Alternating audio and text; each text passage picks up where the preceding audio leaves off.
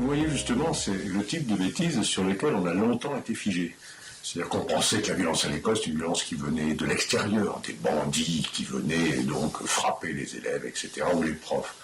Dans la réalité des choses, la violence à l'école, c'est quoi? C'est 95% de violences qui sont commises par des élèves, sur des élèves, dans les établissements scolaires, et en particulier des petites violences répétitives, pas spectaculaires, mais qui peuvent aller jusqu'au harcèlement. Donc c'est pas simplement un problème de sécurité, c'est bien un problème de pédagogie, parce que ça se passe dans l'établissement scolaire. Il faut faire très attention aussi que certaines mesures techniques ne servent à rien.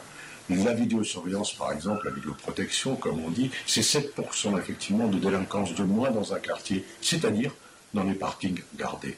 Mais ça n'a jamais diminué la violence. Que ça permette d'aller, par exemple, sur la résolution des affaires, très bien, il n'y a aucun problème, je ne suis pas contre. Hein.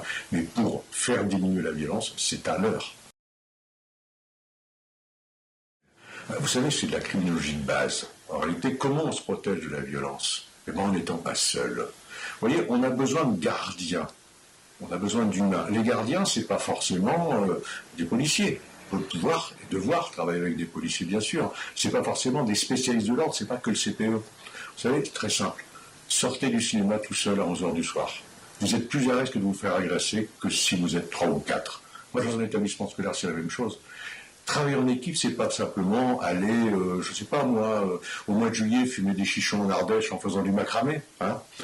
C'est pas le retour de Woodstock à l'école, comme disait une ex-ministre, hein, en voulant critiquer les mesures qui avaient été prises. C'est vraiment une question, mais de criminologie de base. On a besoin de l'humain pour lutter contre la violence à l'école, qui est devenue aussi, il ne faut pas l'oublier, une violence très identitaire et plus collective. Le harcèlement dont on parle, c'est quoi?